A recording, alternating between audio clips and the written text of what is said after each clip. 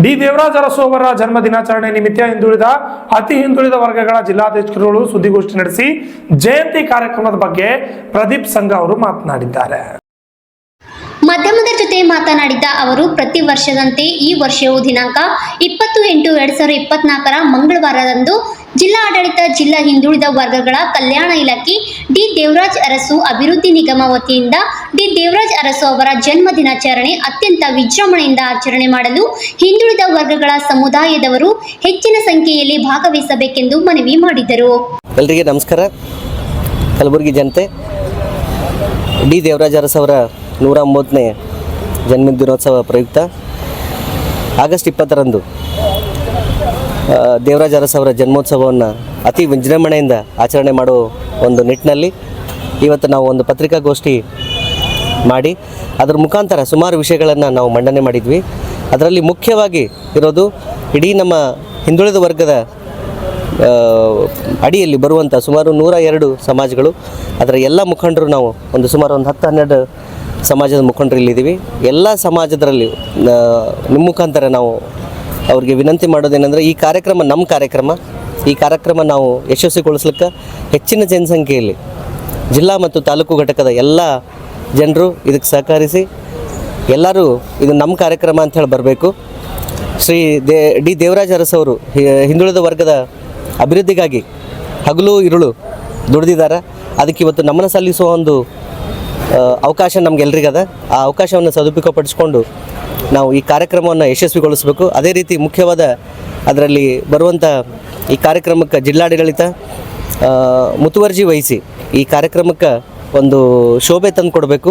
ಅದರ ಜೊತೆಯಲ್ಲಿ ಜಿಲ್ಲಾ ಅಧಿಕಾರಿಗಳು ಹಾಗೂ ನಮ್ಮ ಜಿಲ್ಲಾ ಉಸ್ತುವಾರಿ ಸಚಿವರಾಗಲಿ, ಅದ್ರ ಜೊತೆಗೆ ನಮ್ಮ ಶಾಸಕರುಗಳು ಇಂಥ ಕಾರ್ಯಕ್ರಮಗಳಿಗೆ ಭಾಳ ಸಾರಿ ನೋಡ್ತೀವಿ, ಒಂದು ಮಲತಾಯಿ ಧೋರಣೆ ಆಗ್ತದೆ. ದಯಮಾಡಿ ನಾನು ಹೃತ್ಪೂರ್ವಕವಾದ ವಿನಂತಿಯೊಂದಿಗೆ ನಾನು ಅವ್ರಿಗೆ ಕೇಳ್ಕೊತೀನಿ, ಈ ಕಾರ್ಯಕ್ರಮ ಅದು ನಿಮ್ಮ ಕಾರ್ಯಕ್ರಮ ಸರ್, ದಯಮಾಡಿ ಬನ್ನಿರಿ.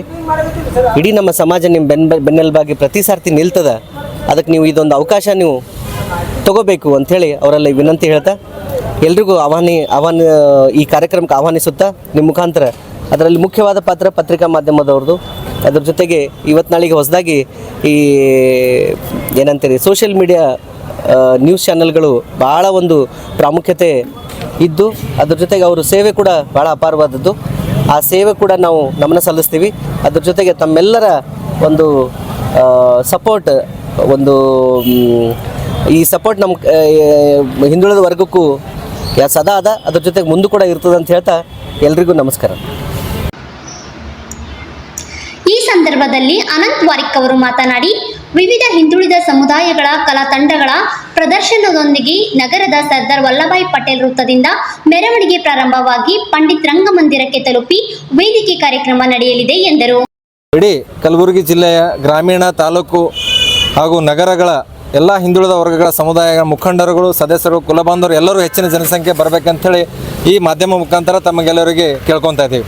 ಕಾರಣ ಇಷ್ಟೇ, ಆವತ್ತಿನ ದಿವಸ ಸರ್ದಾರ್ ವಲ್ಲಭಾಯ್ ಪಟೇಲ್ ವೃತ್ತದಿಂದ ಪಂಡಿತ್ ರಂಗಮಂದಿರವರೆಗೂ ಕಲಾ ತಂಡಗಳು ಇರ್ತವೆ. ವಿವಿಧ ಸಮುದಾಯಗಳ ಕುಲವೃತ್ತಿ ಏನಿರ್ತವೆ, ಕುಲವೃತ್ತಿಯನ್ನು ಆಧಾರಿತ ಸಮುದಾಯಗಳು ಕಲಾ ಪ್ರದರ್ಶನ ಇರುತ್ತೆ.